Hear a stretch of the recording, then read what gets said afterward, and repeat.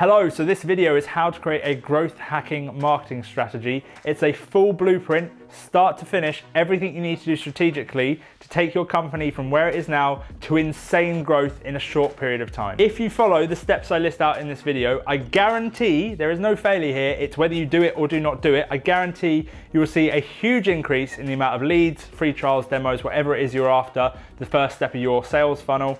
You'll see a huge increase, doubling, tripling, quadrupling. We've seen some people go from getting like 1 or 2 leads a week to getting like 20 a day. It's entirely possible, and I'm going to show you how. So the first point is very important. In fact, it's where most of the success is determined. However, a lot of people skip this step, and as a result, nothing else works. They go straight for the nitty-gritty hacks, and admittedly, this is a hack video, but this hack here is the biggest thing if you want success. So this seems really obvious, but it's basically you need to ensure you have a product market fit. If you are eternally struggling to sell your solution to your target audience, you just can't figure out on any platform, you can't do it manually, people just will not buy, the issue might be the fact that you don't have a good product market fit. It might not be your marketing can be incredible, but if you're selling something that no one really wants, you're never going to be able to scale it. So that's the most important thing in terms of success. And we've seen that when we've run marketing campaigns for people. Someone has a really good offer, a really good hook, really good bribe, whatever that may be, something that's so enticing, something that everyone needs, it addresses a core pain point that they have. It's really easy to market it and grow it. Insanely easy, you do not struggle. If they have something that on paper works, everyone needs this, but in reality no one really cares about, it's almost impossible to scale it. So I'm going to tell you how you can figure out if you've got a good product market fit. Firstly, the biggest one, does your audience actually want it? As I said before, if you're struggling to sell what it is you do, your solution, your service, manually, that's directly reaching out to people and getting people on board with your service, there's a high chance that it will not work with marketing because something's not right foundationally. So you need to make sure that whatever it is you're selling, and you do this through market research and then you do it with a minimum viable product, you make sure that people actually want what it is you're trying to sell. Another huge factor in terms of getting right product market fit and foundations is pricing. So a lot of the time you can have a really good solution, but you're not pricing it well enough that it's going to allow you to grow at an exponential rate. So you need to look at your pricing. Most of the time people undercharge, they're not charging enough, and simply if they increase their pricing, they would have a way easier time. They don't need to do anything else. Sometimes people massively overcharge. So you need to look at your pricing model and make sure that's connecting. Another huge determining factor in product market fit is, are there other solutions? If you're coming into a market and there's already a whole host of other very, very well-established solutions that do pretty much exactly the same thing that you do, you're just sort of making it slightly different and claim that it's better but can't really determine why, then you're gonna really struggle. And I'll tell you why. There's a proverb in terms of marketing that is, whoever spends the most to acquire a customer wins. And basically what that means is whoever has the biggest marketing budget is gonna wipe out the rest of the competition in the market. So if you're entering a market and there's these massive established players, they have venture capital funding, they've been around for 10 years, they have brand awareness, recognition, and then you're this little thing doing exactly the same thing as them, why would anyone choose you when they can go to one of the bigger players and they have all that trust, and obviously they've been through the process so much, you know? You want to go with a trusted solution. So if you're blue ocean, basically, if there's no other solution like you, or if you're doing the same as someone else but you're doing it way better, fantastic example of this is Canva versus Photoshop. Photoshop existed for ages, but Canva came in, made it online and way easier. So it was the same type of solution, but it completely changed the game. That creates a new market and is blue ocean. So basically, blue ocean makes it way easier to grow. If we really bring product market fit down to its base level, if you can't sell something manually, then it's going to be really hard to grow it and use any growth hacking technique to get it bigger and bigger and bigger and to scale exponentially. You need a solid foundation before you move on to any of the next steps. And generally speaking, the best way to determine if you have a solid foundation is to be on the ground, directly interacting with your target audience to get a constant loop of feedback so you can make sure everything's refined before you're ready to take off. Next up is offer and bribe. You need a really strong offer that's gonna draw people to you because it's just so appealing, and you need a bribe that leads leads into that offer to get people to start a conversation with you. A fantastic way of modeling your offer is a simple little structure. It's achieve X result in Y time period without having to do something that the target audience is doing that they hate doing. The way you would find out what you would put in those little slots is through market research. So if you've done market research, you should understand, and you obviously should do market research, but you should understand your target audience's pains, their desires. You should understand what they do on a day-to-day basis that they hate doing. It's like almost like a diary. You should be able to write out what they're doing and how much they hate doing it and how much they wish there was something else and I wish this other thing did it in this exact way. If you understand that, you'll be able to craft an offer and a bribe that leads to that offer that's going to work really, really well and draw people to you. When it comes to bribes and offers, quite often where people get it wrong, they focus too much on the solution or on themselves. So for example, with SaaS companies, their bribe is often a demo, get a free demo. However, can work sometimes, in fact it does work, obviously it works, but it's not as effective as something that's framed to benefit the person. So for example, a demo, it's all about you. They get to sit there and watch you show off your solution for 30 minutes. And I've done a lot of demos because there's things that I have massive pain points I want to resolve and I'm looking for solutions. But quite often you sit on there and they just talk at you and show you features. Realistically, why people want to use your service or your solution, whatever it may be, is because they have a pain, they want it resolved. So it's better to have an offer or solution that focuses on an outcome.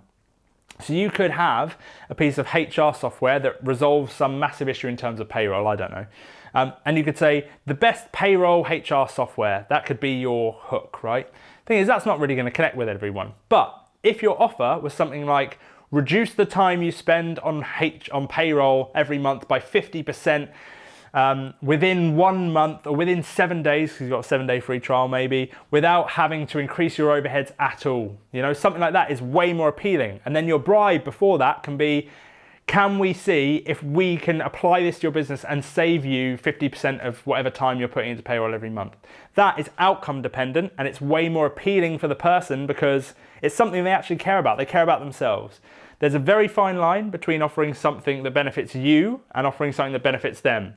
The thing you do benefits them, but the way you frame it needs to be that it's going to benefit them. I appreciate that was very wordy. Once you grasp that concept, everything else falls into place. So before we move on to the video, hope this is helping you so far. My company, Tech Growth Marketing, we're currently giving away free growth strategy sessions. If you are looking to grow, you want some help in terms of the marketing, we do that all day, every day for companies, primarily tech and SaaS companies. We do work with other companies as well though. We primarily focus on LinkedIn ads, Facebook ads, and Google PPC. We do a little bit of other stuff as well.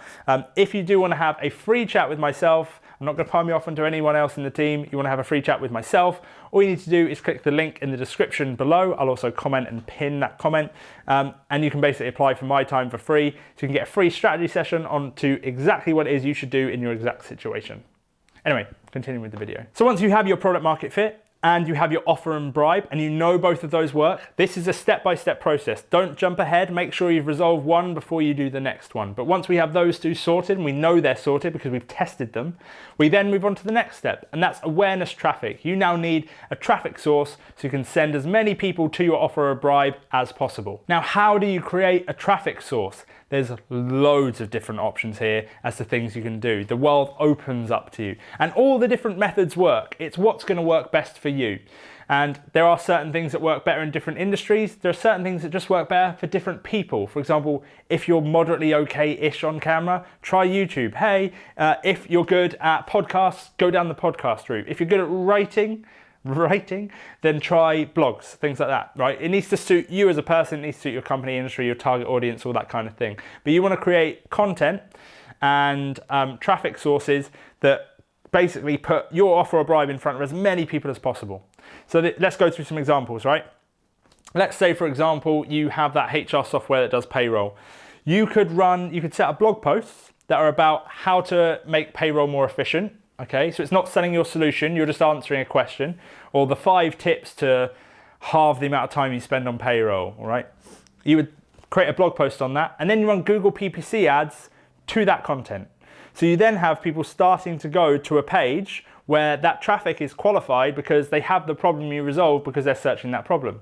You can go straight for selling your solution, getting people into your bribe, or you can send people to content that is a step before that. It's completely up to you. Both work. It varies in terms of what's best for your situation. Test both. Another example is just to run ads. So if, for example, you have a really strong bribe and offer and you just want high quality traffic to go to that, just run LinkedIn ads. You can be insanely specific in terms of the quality of traffic you're going to get from LinkedIn ads. So it might just be you need to set up a campaign and send traffic to that offer. That's something we often do for clients. If you want to hear more about that, link in the description below. But that can really work. So after you've got your product market fit and you've got your bribe or offer, you need a traffic source to send people to that bribe or offer in as high a quality as possible.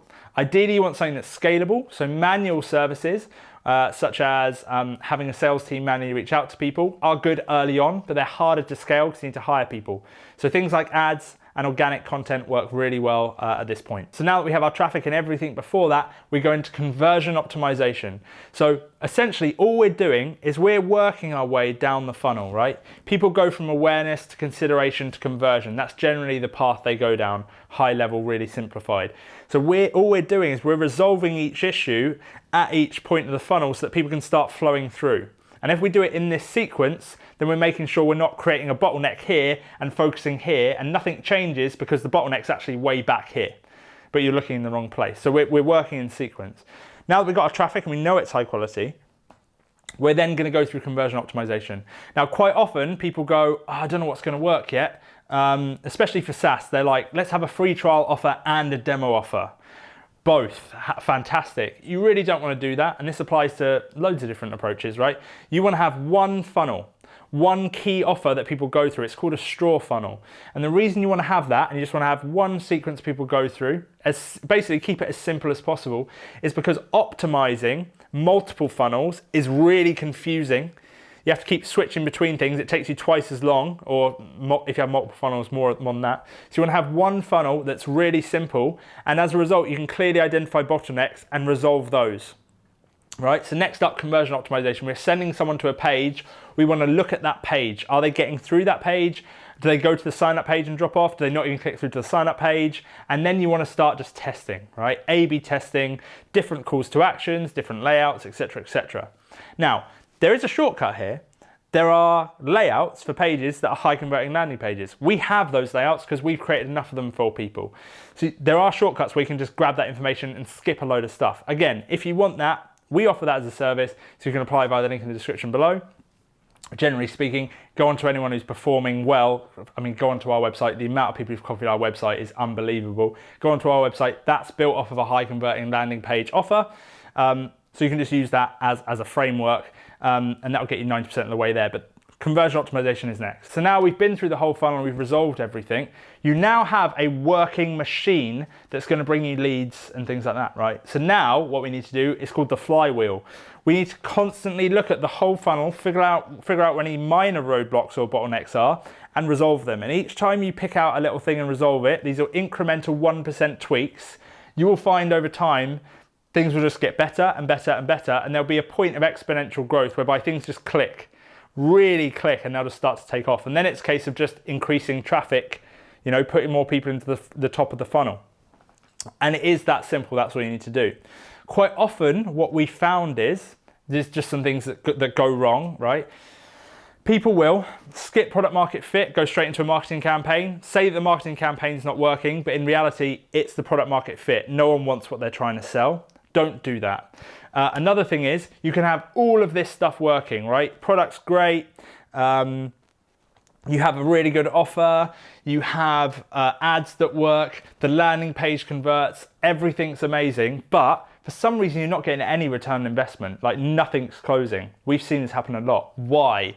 The reason is this works. The sales thing isn't. So the amount of people we've had whereby we brought them leads consistently, but they're not getting return on investment because their scheduling process afterwards or their sales team is awful. We've had people where we deliver them leads and a week later they'll send them one email following up. You know, these are people actively asking for a call, a sales call with you because you have a good offer, and it takes you a week to get back to them and you lazily send them an email, which probably goes in their spam folder, right? So if it doesn't work, the whole funnel, it's everything from them not knowing you exist to them being a client. So when you're looking at it, you need to look at your scheduling process as well. It's very important, and quite often we find that can be the issue. At least once you've resolved everything here, that's usually the main fire you need to put out. Still do the flywheel stuff, but just be aware that the scheduling thing and sales teams can be a major roadblock in terms of scale. So that's everything. That's everything you need to know to create a growth hacking marketing strategy to be able to scale your company, to be able to massively increase the amount of leads you're getting on a daily, weekly, monthly basis, whatever that may be. Now, if you've enjoyed this video, if it helped you in any way, shape or form, if you can consider leaving a like or subscribing, I would massively appreciate it. It helps the algorithm, as lame as it is to say that, it does. And also, I've mentioned it before in the video, but if you're in a position whereby you're kind of struggling, or you just want external advice or help, a second opinion from someone who does this all day, every day, religiously, then you can apply for a call directly with myself via the link in the description below. We generally get quite a lot of people applying for those. We cannot get back to everyone.